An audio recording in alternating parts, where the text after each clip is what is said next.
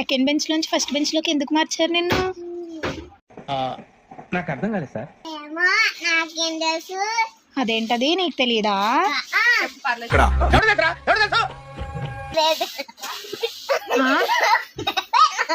ఏం చేసారా? తోసేసావా? ఎవరిని? బాయ్తో సోదేసావా? తెలిసిపోయిందా? మీ అందరికీ తెలిసిపోయిందా? నిత్యతో వేయలేదా? నిత్య పక్కన కూర్చోబెట్టారా?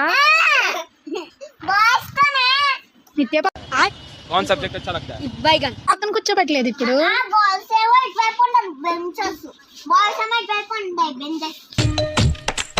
మొత్తం నా జీవితం అంతా అంధకార బంధం అయిపోయింది. మరి అడగపోయావు టీచర్ని నిత్య పక్కన కూర్చుంటాను కూర్చోబెట్టండి అని. సిగ్గా? ఏమిటి సిగ్గుపడుతున్నారా?